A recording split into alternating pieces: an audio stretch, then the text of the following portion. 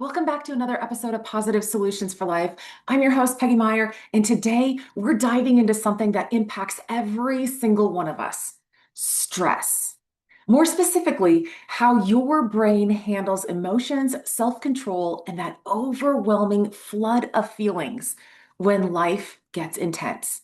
We're going to talk about the difference between emotional regulation and self regulation, what parts of your brain are involved, and how you can actually train your brain to stay calm under pressure. But first, let's start with a simple distinction between emotional regulation and self regulation.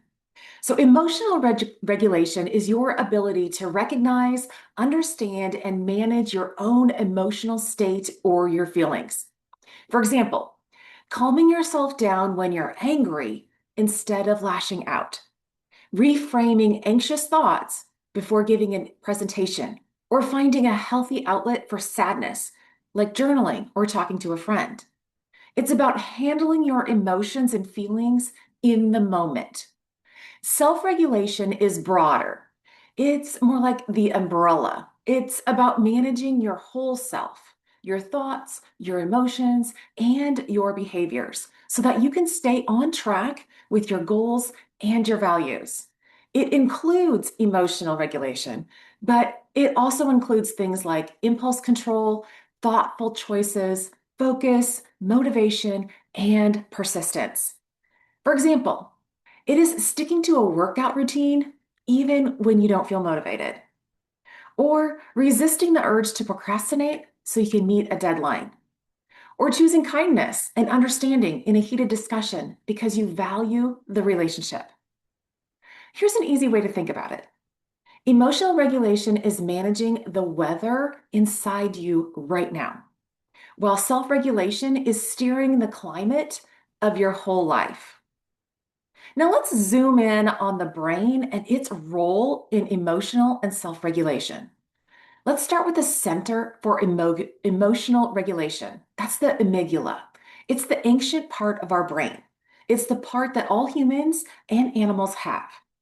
Think of the amygdala like your brain's smoke detector. It's constantly scanning for danger or threat. If it senses something stressful, like a loud noise, an angry look, or even a worried thought, it sounds an alarm. That alarm sets off the sympathetic nervous system, your stress response, which releases adrenaline and cortisol, your stress hormones. Your heart races, your breathing quickens, and it gets shallow, and your muscles tense up.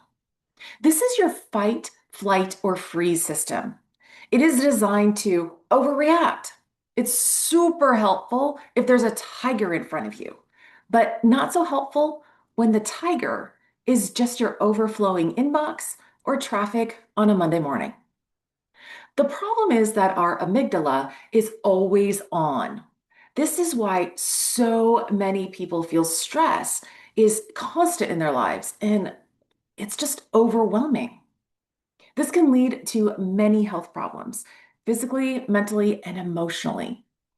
So, how do we calm the amygdala down? This is where self regulation and the prefrontal cortex, the part of the brain right behind your forehead, comes into play. The prefrontal cortex is like the wise CEO of your brain. It manages planning, decision making, focus, and impulse control. When the amygdala shouts, danger, danger, the prefrontal cortex steps in and helps you take a breath and check the facts. Is this really an emergency? Is there really a tiger just staring me in the face? Or am I just stressing out and imagining the worst? The prefrontal cortex can send inhibitory signals to the amygdala, like putting a hand on its shoulder and saying, hey, just relax. We've got this. The prefrontal cortex helps you reframe situations by using reasoning, perspective, or even humor. Instead of, this presentation is going to be awful, it's, you can relabel it as, oh, this is just a chance to share my ideas. It's not as bad as getting a root canal. That simple reframing and, you know, perspective quiets and reduces the amygdala's alarm bells. And it helps you resist impulses, stay on task, and act in line with your values. For example, you want to eat cake at 10 p.m. because you see it on the counter and your amygdala says, Yum, I need cake. But your prefrontal cortex can step in and remind you of your health goal. So you choose not to eat it or you choose fruit instead. And finally, the prefrontal cortex activates your parasympathetic nervous system, your body's natural rest and digest mode, which slows your heart rate down, relaxes your muscles, it lowers your cortisol, and restores balance. It helps you take a breath and slow down so you can make an informed, more conscious decision. Here's a simple analogy to picture this better. Think of your brain like a car. The amygdala is the gas pedal. Emotions push you to act fast and put the pedal to the metal, so to say, when it thinks there's a threat. The prefrontal cortex is the brakes and the steering wheel. It helps you slow down, think, and choose the right direction. Emotional regulation is about not letting the gas pedal, your feelings, run wild. Self regulation is about using the whole car wisely, balancing the gas and the brakes to keep you moving forward, but safely, keeping your eyes on the road and driving towards your long term goals. The good news, you can actually train your brain to regulate better. You can strengthen your brain's calming system, your prefrontal cortex. You can do this by practicing mindfulness and meditation, which trains and builds attention, emotional awareness, and brings a sense of calm to your whole body. You can practice deep breathing. Taking deep breaths directly activates your body's relaxation system. Reframe your thoughts. This helps your prefrontal cortex reinterpret stress. Remember, it's not a real tiger ready to devour you. It's just a speed bump in your life. It's manageable.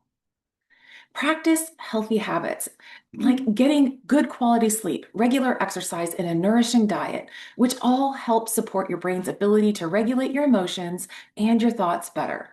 So remember, the amygdala is your brain's alarm system, the gas pedal.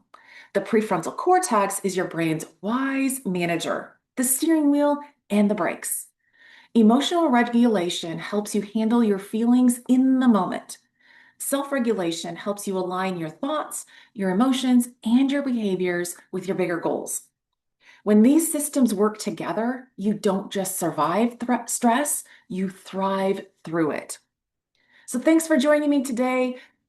And I hope this gave you some clarity and maybe even some peace of mind about what's happening in your brain when stress hits and how you can start building resilience from the inside out.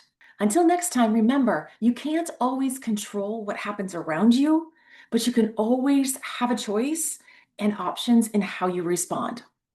Thanks for listening and have a great day.